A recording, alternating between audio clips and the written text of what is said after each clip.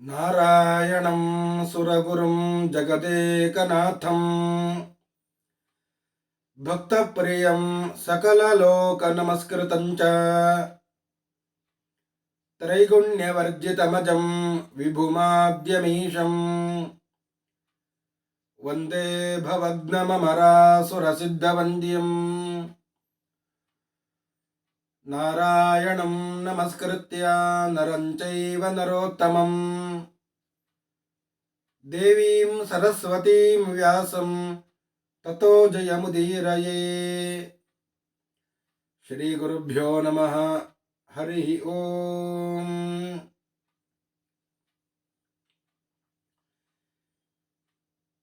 ಶ್ರೀ ಕೃಷ್ಣ ಪರಮಾತ್ಮನಿಗೆ ಧರ್ಮರಾಜ ಹೇಳ್ತಾನೆ, ಸಂಧಿಯನ್ನ ಮಾಡಲಿಕ್ಕೆ ನೀನು ಹೋಗಬೇಕು ಅಂತ.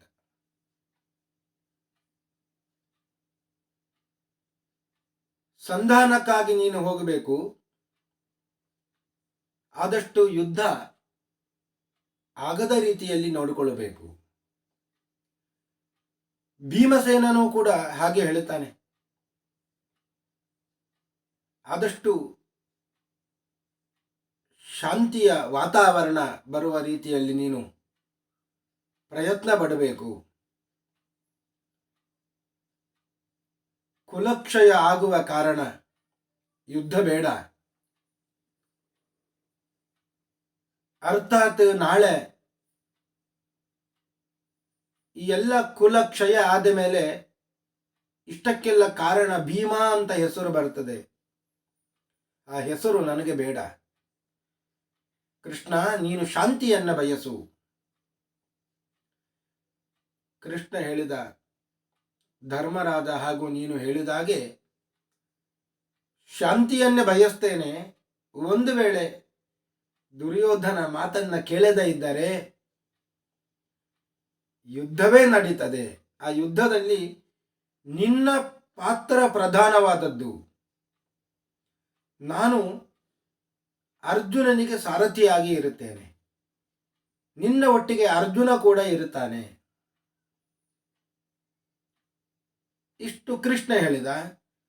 ಅರ್ಜುನ ಎದ್ದು ನಿಂತ.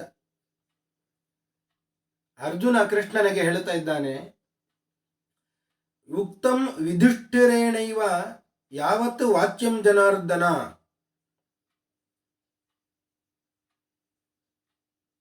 ಜನಾರ್ದನ ಯುಧಿಷ್ಠಿರ ಹೇಳುವಂಥದ್ದು ಹೇಳಿ ಆಯಿತು. ಕೊನೆಗೆ ಭೀಮನು ಕೂಡ ಹೇಳಿದ. ಈಗ ನಾನು ಹೇಳುತ್ತೇನೆ, ನಾವು ಸಂಧಿಗಾಗಿ ಪ್ರಯತ್ನ ಪಡೋಣ. ಆದಷ್ಟು ಯುದ್ಧ ಬೇಡ.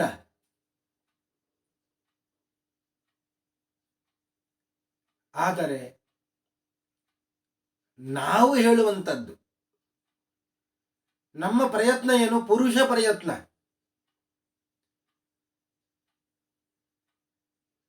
ಪುರುಷ ಪ್ರಯತ್ನ ಅದು ಯಾವತ್ತೂ ನಿಷ್ಫಲ. ದೈವ ಸಂಕಲ್ಪ ಇದ್ದರೆ ಮಾತ್ರ ಪುರುಷ ಪ್ರಯತ್ನ ಸಾರ್ಥಕ ಆಗ್ತದೆ. ದೈವ ಸಂಕಲ್ಪ ಇಲ್ಲದೆ ಇದ್ದರೆ ಕೇವಲ ಪುರುಷ ಪ್ರಯತ್ನ ಅದು ನಿಷ್ಫಲ. ಅಫಲಂ ಮನ್ಯಸೆ ಚಾಪಿ ಪುರುಷಸ್ಯ ಪರಾಕ್ರಮಂ ನಚಾಂತರೇಣ ಕರ್ಮಾಣಿ ಪೌರುಷೇಣ ಫಲೋದಯ. ದೈವ ಸಂಕಲ್ಪಿತವಾದ ಕರ್ಮವು ಕೂಡ ಪುರುಷ ಪ್ರಯತ್ನ ಇಲ್ಲದೆ ಇದ್ದರೆ ಕೈಗೂಡುವುದಿಲ್ಲ. ಕೇವಲ ಪುರುಷ ಪ್ರಯತ್ನ ಇದ್ರೂ ದೈವ ಸಂಕಲ್ಪ ಇಲ್ಲದೆ ಇದ್ದರೆ ಆ ಕೆಲಸವೂ ಕೂಡ ಕೈಗೂಡುವುದಿಲ್ಲ. ನಾವು ಪುರುಷ ಪ್ರಯತ್ನದಿಂದ ಸಂಧಿ ಮಾಡೋಣ ಅಂತ ಹೇಳಬಹುದು, ಆದರೆ ದೈವ ಸಂಕಲ್ಪ ಹೇಗಿದೆ ಯಾರಿಗೆ ಗೊತ್ತು?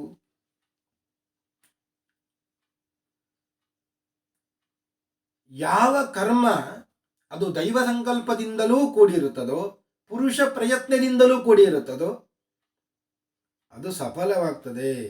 ಸಂಪಾದ್ಯಮಾನಂ ಸಮ್ಯಕ್ ಸ್ಯಾತ್ ತತ್ ಕರ್ಮ ಸಫಲಂ ಪ್ರಭೋ. ಆದ್ದರಿಂದ ಕೃಷ್ಣ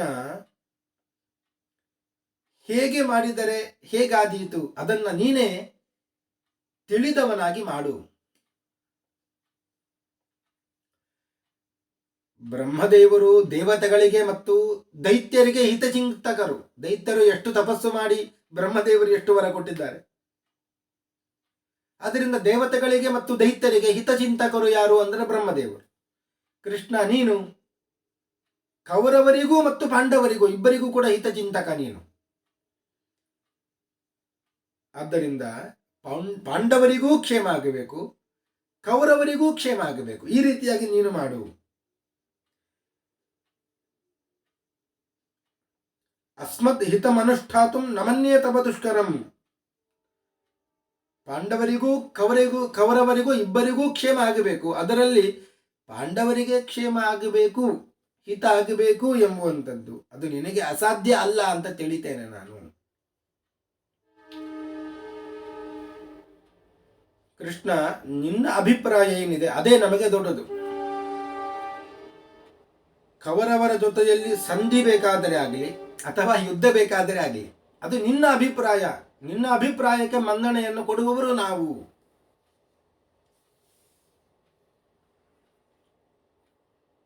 ಆ ದುರ್ಯೋಧನ ಸಾಮಾನ್ಯ ಅಲ್ಲ. ಯುಧಿಷ್ಠಿರನಲ್ಲಿ ಎಷ್ಟು ಸಂಪತ್ತಿ ಇತ್ತು. ಆ ಸಂಪತ್ತನ್ನು ನೋಡಿ ಅವ ಸಹಿಸಲಿಲ್ಲ. ನರಹತಿ ದುಷ್ಟಾತ್ಮ. ಆದ್ದರಿಂದ ದುಷ್ಟಾತ್ಮನಾದವ ಅವ ವಧೆಗೆ ಯೋಗ್ಯನೇ. ಎಷ್ಟು ಕೆಟ್ಟವ ಅಂದ್ರೆ ಯುಧಿಷ್ಠಿರನಲ್ಲಿ ಇದ್ದ ಸಂಪತ್ತನ್ನ ಹೇಗಾದರೂ ಮಾಡಿ ಪಡಿಕೊಳ್ಳಬೇಕು, ಅದಕ್ಕೆ ಬೇರೆ ದಾರಿಯನ್ನ ಕಾಣದವನಾಗಿ ಕಪಟದ್ಯೂತವನ್ನ ಆಡಿದ, ಎಲ್ಲ ಸಂಪತ್ತನ್ನ ಅಪಹರಿಸಿದ. ನಮ್ಮನ್ನ ಅಧರ್ಮದಿಂದ ದಹಿಸಿ ನಮ್ಮನ್ನ ಕಾಡಿಗೆ ಅಟ್ಟಿದ. ಆದ್ದರಿಂದ ಆ ದುರ್ಯೋಧನ ನಿಜವಾಗಿಯೂ ನನ್ನಿಂದ ವಧ್ಯನಾಗಿದ್ದಾನೆ, ವಧೆಗೆ ಅರ್ಹನಾಗಿದ್ದಾನೆ. ನಾನು ಅವನನ್ನು ಕೊಲ್ಲಬಹುದು ಬೇಕಾದರೆ. ವಧ್ಯತಾಂ ಮಮ ವಾರ್ಷ್ಣೇಯ ನಿರ್ಗತೋಸೋಸು ಯೋಧನ.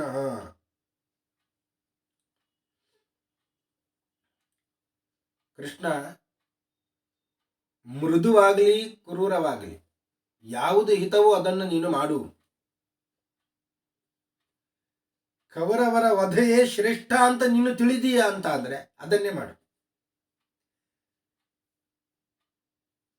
ಬೇರೆ ವಿಚಾರವನ್ನು ಮಾಡುವ ಅವಶ್ಯಕತೆಯೇ ಇಲ್ಲ. ತದೇವ ಕ್ರಿಯತಾಂ ಆಶು ನ ವಿಚಾರ್ಯಂ ಅತಸ್ತ್ವಯ. ಕೌರವರನ್ನು ಕೊಲ್ಲುವುದೇ ಶ್ರೇಷ್ಠ ಅಂತ ನೀನು ತಿಳಿದರೆ ಅದನ್ನೇ ಮಾಡು.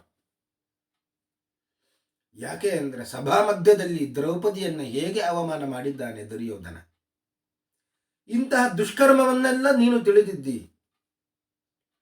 ಎಷ್ಟು ಬುದ್ಧಿ ಹೇಳಿದ್ರು ಅವ ಸರಿಯಾಗುವವನಲ್ಲ.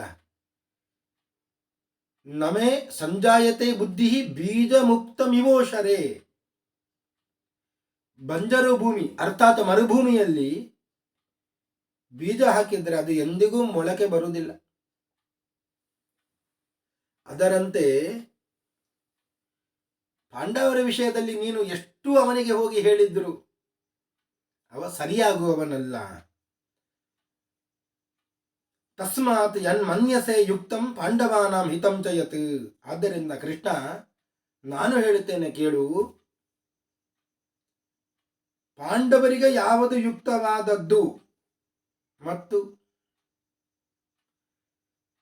ಯಾವುದನ್ನ ನೀನು ಯುಕ್ತವಾದದ್ದು ಅಂತ ತಿಳಿತೀಯ ಅದನ್ನೇ ನೀನು ಮಾಡು. ತದಾಶು ಕುರು ವಾರ್ಷ್ಣೇಯ ತನ್ನ ಕಾರ್ಯಂ ಅನಂತರಂ.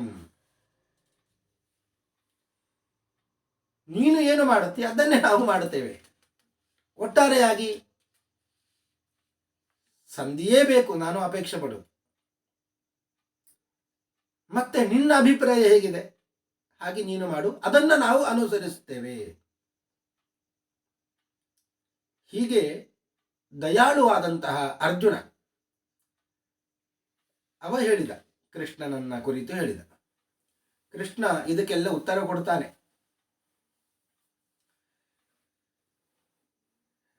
ನೀನು ಹೇಳಿದಂತೆ ಎಲ್ಲವೂ ಕೂಡ ಸರಿಯಾಗಿದೆ ಅರ್ಜುನ.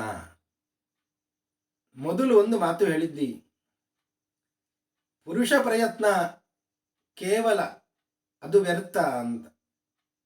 ಅದರ ಒಟ್ಟಿಗೆ ದೈವ ಸಂಕಲ್ಪವು ಸೇರಬೇಕು. ಸತ್ಯ, ಏನು ಜಗತ್ತಿನಲ್ಲಿ ಆಗುವುದಾದ್ರೂ ಅದಕ್ಕೆ ಎರಡು ಸೇರಬೇಕು. ಒಂದು ದೈವ ಸಂಕಲ್ಪ, ಇನ್ನೊಂದು ಪುರುಷ ಪ್ರಯತ್ನ. ಇದು ಎರಡೂ ಸೇರದೇ ಇದ್ದರೆ ಯಾವ ಕೆಲಸವೂ ಆಗುವುದಿಲ್ಲ.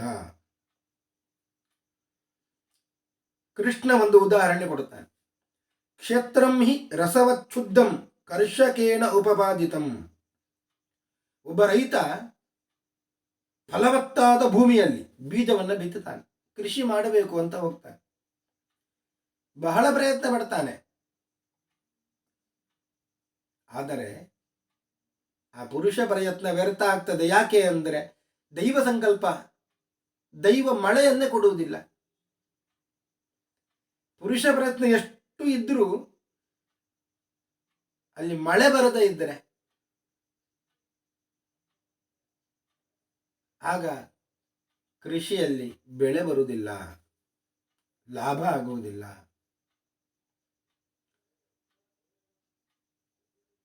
ಒಮ್ಮೆ ರೈತ ಯೋಚನೆ ಮಾಡ್ತಾನೆ, ದೈವ ಮಳೆ ಕೊಡದೇ ಇದ್ದರೆ ಏನಾಯಿತು, ನಾನು ಏನಾದರೂ ಮಾಡಿ ನೀರನ್ನು ಬಿಡುತ್ತೇನೆ, ಸಂಗ್ರಹ ಮಾಡುತ್ತೇನೆ, ಆ ನೀರನ್ನ ಕೃಷಿ ಭೂಮಿಗೆ ಬಿಡುತ್ತೇನೆ, ಚೆನ್ನಾಗಿ ಬೆಳೆಸ್ತೇನೆ ಅಂತ ಯೋಚನೆ ಮಾಡಿ ಹೋದರೆ ಆಗ ದೈವ ಸಂಕಲ್ಪ ಬೇರೆ ಇರುತ್ತದೆ. ಎಲ್ಲ ಸಸ್ಯಗಳನ್ನ ಭಗವಂತ ದೈವ ಒಣಗಿಸಿ ಬಿಡ್ತಾನೆ. ಆದ್ದರಿಂದ ಎಷ್ಟೇ ಪುರುಷ ಪ್ರಯತ್ನ ಇರಲಿ, ದೈವ ಸಂಕಲ್ಪ ಇಲ್ಲದೆ ಇದ್ದರೆ ಅದು ಕೈಗೂಡುವುದಿಲ್ಲ. ಸರಿ, ಬೇಕಾದಷ್ಟು ಮಳೆ ಕೊಟ್ಟಿದ್ದಾನೆ ದೇವರು, ದೈವ ಸಂಕಲ್ಪ ಹಾಗೆ ಇತ್ತು, ಬೇಕಾದಷ್ಟು ಮಳೆ ಕೊಟ್ಟಿದ್ದಾನೆ, ಒಳ್ಳೆ ಮಳೆ ಬಂದಿದೆ. ಪುರುಷ ರೈತ ಏನು ಪ್ರಯತ್ನ ಪಟ್ಟಿಲ್ಲ ಅಂದರೆ, ಕೃಷಿ ಭೂಮಿಯನ್ನ ಉಳುವುದಕ್ಕೆ ಹೋಗಲಿಲ್ಲ, ಬೀಜ ಬಿತ್ತಲಿಲ್ಲ, ಏನು ಮಾಡಿಲ್ಲ, ಆಗಲೂ ಫಲ ಸಿಗುವುದಿಲ್ಲ. ದೈವ ಸಂಕಲ್ಪವೂ ಬೇಕು, ಪುರುಷ ಪ್ರಯತ್ನವೂ ಬೇಕು. ಇದು ಎರಡೂ ಇದ್ದರೆ ಮಾತ್ರ ಕಾರ್ಯ ಕೈಗೂಡುವಂಥದ್ದು.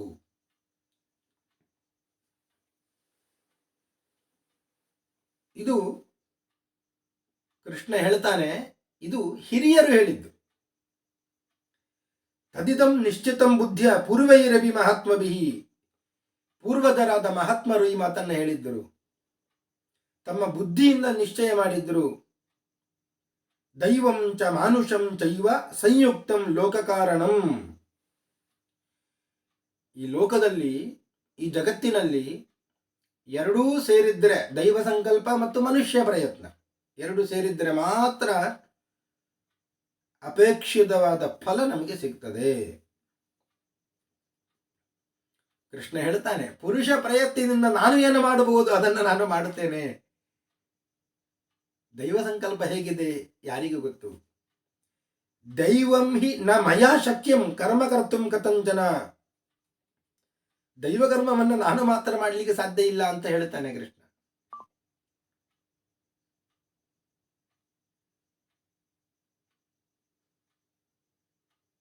ನಮ್ಮ ಪ್ರಯತ್ನ ನಾವು ಮಾಡೋಣ. ಆ ದುರ್ಯೋಧನ ಹೇಗಿದ್ದಾನೆ ಅಂತ ನನಗೆ ಗೊತ್ತು. ಸತ್ಯವನ್ನೂ ಬಿಟ್ಟಿದ್ದಾನೆ, ಧರ್ಮವನ್ನೂ ಬಿಟ್ಟಿದ್ದಾನೆ, ಎಲ್ಲವನ್ನೂ ಬಿಟ್ಟಿದ್ದಾನೆ. ಇಷ್ಟೆಲ್ಲ ಬಿಟ್ಟರೂ ದುಷ್ಕರ್ಮವಾದಂತಹ ಕಾರ್ಯವನ್ನು ಮಾಡಿದ್ದರೂ ಎಂದೂ ಪಶ್ಚಾತ್ತಾಪ ಪಡುವವನಲ್ಲವ. ಅವನ ದುಷ್ಕರ್ಮ ಇನ್ನೂ ಹೆಚ್ಚಾಗ್ತದೆ. ಯಾವಾಗ ಅಂದರೆ ಕರ್ಣ, ದುಶ್ಯಾಸನ, ಶಕುನಿ ಇವರೆಲ್ಲ ಸೇರಿದಾಗ ಇನ್ನೂ ಹೆಚ್ಚಾಗ್ತದೆ.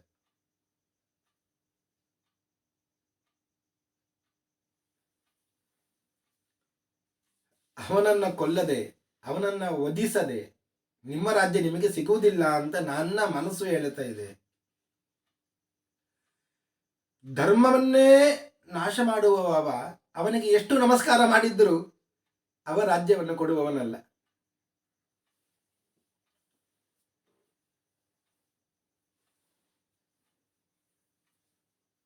ಆದರೆ ಧರ್ಮರಾಜ ಹೇಳಿದಂತೆ ಅವ ಮಾಡಲಿಲ್ಲ. ಅಂದರೆ ನಮಗೆ ಬೇಕಾದದ್ದು ರಾಜ್ಯ, ಅರ್ಧ ರಾಜ್ಯ ಅಲ್ಲ, 5 ಗ್ರಾಮಗಳು ಅಷ್ಟು ಕೊಟ್ಟರು ಸಾಕು ಅಂತ ಹೇಳಿದ್ರು ಅವ ಕೊಟ್ಟಿಲ್ಲ ಅಂತ ಆದರೆ ಲೋಕವಧ್ಯನಾಗ್ತಾನೆ. ಇಡೀ ಲೋಕವೇ ಅವನನ್ನು ಕೊಲ್ಲಬಹುದು, ಅಷ್ಟು ಪಾಪಿ ಆಗ್ತಾನೆ ಅವ. ಲೋಕವಧ್ಯ ಭವಿಷ್ಯತಿ. ದುರ್ಯೋಧನ ಬಾಲ್ಯದಲ್ಲಿಯೇ ಬೇಕಾದಷ್ಟು ಅಪರಾಧಗಳನ್ನು ನಿಮಗೆ ಎಲ್ಲ ಮಾಡಿದ್ದಾನೆ. ಆದ್ದರಿಂದ ಎಲ್ಲರಿಂದಲೂ ಕೂಡ ವಧೆಗೆ ಯೋಗ್ಯನಾದವ. ಅರ್ಥಾತ್ ಅವನನ್ನು ಎಲ್ಲರೂ ಬೇಕಾದರೆ ಕೊಲ್ಲಬಹುದು, ಅಂತಹ ಪಾಪಿಯವ.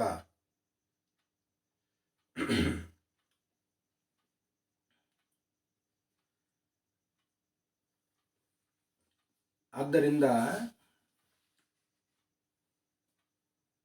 ನಾನು ಏನು ಹೇಳಬೇಕು ಅದನ್ನ ಅಲ್ಲಿ ಹೋಗಿ ಹೇಳುತ್ತೇನೆ. ಆದಷ್ಟು ಶಾಂತಿಗಾಗಿ ಪ್ರಯತ್ನ ಪಡ್ತೇನೆ. ಕೇಳಲಿಲ್ಲ ಅಂದ್ರೆ ಯುದ್ಧವೇ ಗತಿ ಅಂತ ಅರ್ಜುನನಿಗೆ ಕೃಷ್ಣ ಹೇಳಿದ.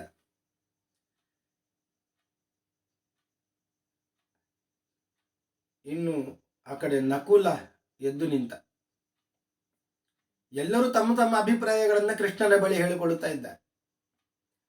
ನಕುಲ ಸ್ವಲ್ಪ ನೀತಿಶಾಸ್ತ್ರಜ್ಞ, ನೀತಿಶಾಸ್ತ್ರವನ್ನ ಬಲ್ಲವನಾಗಿದ್ದ. ಅವ ಹೇಳುತ್ತಾನೆ, ಕೃಷ್ಣ ನೀನು ಹೋಗಿ ಹೋಗಿ ಯುದ್ಧ ಮಾಡುತ್ತೇನೆ ಅಂತ ಹೋಗಿ ಹೇಳಿಬೇಡ, ಸ್ವಲ್ಪ ನೀತಿಯನ್ನು ಅನುಸರಿಸು. ಕೃಷ್ಣನಿಗೆ ನೀತಿಯೇ ಗೊತ್ತಿಲ್ಲವೇನೋ ಎಂಬಂತೆ ಮಾತನಾಡ್ತಾ ಇದ್ದ. ಮೊದಲು ಹೋಗಿ ದಂಡ ಪ್ರಯೋಗ ಮಾಡುವುದಲ್ಲ, ಸಾಮೋಪಾಯದಿಂದ ಅವನನ್ನ ಒಲಿಸಿಕೊಳ್ಳು. ಚೆನ್ನಾಗಿ ನಿಧಾನವಾಗಿ ಮಾತನಾಡಬೇಕು. ಅದಕ್ಕೂ ಕೇಳಲಿಲ್ಲ ಅಂದರೆ ಏನಾದರೂ ಕೊಡುತ್ತೇನೆ ಅಂತ ಹೇಳು. ಅದಕ್ಕೂ ಕೇಳಲಿಲ್ಲ ಅಂದರೆ ಭೇದ ಉಪಾಯವನ್ನ ಮಾಡು. ಕೊನೆಗೆ ದಂಡ ಉಪಾಯ, ಸಾಮ ದಾನ ಭೇದ ದಂಡ ಅಂತ. ಅಂತೂ ಹೋಗಿ ಕೂಡಲೇ ಯುದ್ಧವನ್ನೇ ಮಾಡೋಣ ಅಂತ ಹೇಳಲಿಕ್ಕೆ ಹೋಗಬೇಡ. ಸ್ವಲ್ಪ ನೀತಿ ಶಾಸ್ತ್ರವನ್ನ ತಿಳಿದುಕೋ ಅಂತ ನಕುಲ ಹೇಳಿದ. ಸಭವಾನ್ ಕುರು ಮಧ್ಯೇತಂ ಸಾಂತ್ವಪೂರ್ವಂ ಭಯೋತ್ತರಂ ಬ್ರೂಯಾತ್ ವಾಕ್ಯಂ ಯಥಾಸ್ಮತ್ತೋ ನ ವ್ಯತೇತ ಸುಯೋಧನ. ನಮ್ಮಿಂದ ಅವನಿಗೆ ವ್ಯತೆ ಆಗಬಾರದು, ಆ ರೀತಿಯಾಗಿ ನೀನು ಮಾತನಾಡಬೇಕು. ಸಹದೇವ ಎದ್ದು ನಿಂತು ಹೇಳ್ತಾನೆ,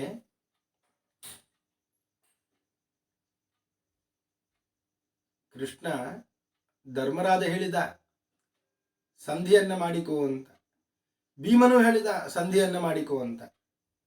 ಅರ್ಜುನ ಬಹಳ ದಯಾಳು, ಆದ್ದರಿಂದ ಯುದ್ಧ ಆದಷ್ಟು ಬೇಡ, ಸಂಧಿಯೇ ಯೋಗ್ಯ ಅಂತ ಹೇಳಿದ. ನಕುಲ ಹೇಳಿದ ನೀತಿಶಾಸ್ತ್ರಜ್ಞ, ಆದ್ದರಿಂದ ನಿಧಾನವಾಗಿ ಮಾತನಾಡು, ಕೊನೆಗೆ ಬೇಕಾದರೆ ಯುದ್ಧ ಮಾಡೋಣ. ಸಹದೇವ ಹೇಳಿದ, ಕೃಷ್ಣ ಅವರು ಏನೆಲ್ಲ ಹೇಳಿದ್ರು ಅದಕ್ಕೆ ನೀನು ಒಪ್ಪಬೇಡ, ಯುದ್ಧವೇ ಮಾಡೋಣ ಅಂತ ಹೇಳಿದ. ಯುದ್ಧವೇ ಮಾಡೋಣ. ಯಾಕೆ ಅಂದರೆ ಸಹದೇವನಿಗೆ ಯುದ್ಧ ಅಂದರೆ ಬಹಳ ಸಂತೋಷ. ಶೌರ್ಯವನ್ನ ಪ್ರದರ್ಶನ ಮಾಡಬೇಕು ಅಂತ ಅವನಿಗೆ. ನಕುಲ ಹೇಗೆ ನೀತಿಶಾಸ್ತ್ರಜ್ಞನೋ ಹಾಗೆ ಬಹಳ ಪರಾಕ್ರಮಿ. ಶೌರ್ಯವನ್ನ ಪ್ರದರ್ಶನ ಮಾಡಬೇಕು ಅಂತ, ತನ್ನ ಪರಾಕ್ರಮವನ್ನು ಪ್ರದರ್ಶನ ಮಾಡಬೇಕು ಅಂತ ಸಹದೇವನಿಗೆ ಇತ್ತು.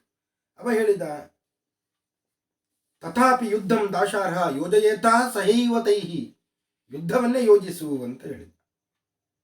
ಯಾಕೆ ಅಂದರೆ ಪಾಂಚಾಲಿ ತುಂಬಿದ ಸಭೆಯಲ್ಲಿ ಎಷ್ಟು ಕ್ಲೇಶವನ್ನು ಅನುಭವಿಸಿದ್ದಾಳೆ, ಇದೆಲ್ಲ ನೀನು ನೋಡಿಲ್ವಾ? ಧರ್ಮರಾಜ ಬೇಕಾದರೆ ಧಾರ್ಮಿಕನಾಗಿಯೇ ಇರಲಿ, ಅವರವರ ಅಭಿಪ್ರಾಯವನ್ನು ಅವರವರು ಹೇಳಿದ್ದಾರೆ ಸರಿ, ಆದರೆ ನಾನು ಮಾತ್ರ ಯುದ್ಧವನ್ನೇ ಮಾಡು ಕೃಷ್ಣ, ಯುದ್ಧವನ್ನೇ ಬಯಸಿ ಹೋಗು ನೀನು ಅಂತ ಹೇಳುತ್ತೇನೆ ಅಂತ ಹೇಳಿದ. ಅಲ್ಲಿ ಇದ್ದವರೆಲ್ಲ ಚಪ್ಪಾಳೆ ತಟ್ಟಿದ್ರು ಅಂತ. ಯದುವಂಶದವ ಸಾತ್ಯಕಿ ಅಂದ್ರೆ ಯುಧಾನ, ಅವ ಎದ್ದು ನಿಂತು ಹೇಳಿದ, ಕೃಷ್ಣ ಹೌದು, ಯುದ್ಧವನ್ನೇ ಮಾಡೋಣ. ಸತ್ಯಮಾಹ ಮಹಾಬಾಹೋ ಸಹದೇವೋ ಮಹಾಪತಿ, ಮಹಾಬುದ್ಧಿವಂತನಾದಂತಹ ಸಹದೇವ ಸರಿಯಾಗಿ ಮಾತನಾಡಿದ್ದಾನೆ, ಸತ್ಯವನ್ನೇ ಮಾತನಾಡಿದ್ದಾನೆ. ದುರ್ಯೋಧನೆ ವಧೆ ಶಾಂತಿ ತಸ್ಯ ಕೋಪಸ್ಯ ಮೇ ಭವೇತ್. ನನಗೆ ಅವನ ಮೇಲೆ ಕೋಪ ಉಂಟಾಗಿದೆ, ಅವ ಮಾಡಿದ ಅನ್ಯಾಯವನ್ನ ನೋಡಿ. ನನ್ನ ಕೋಪಕ್ಕೆ ಶಾಂತಿ ಯಾವಾಗ ಅಂದರೆ ಅವನನ್ನ ವಧಿಸಿದಾಗ. ಆದ್ದರಿಂದ ಯುದ್ಧವೇ ಸರಿ, ಯುದ್ಧವನ್ನೇ ಮಾಡೋಣ ಅಂತ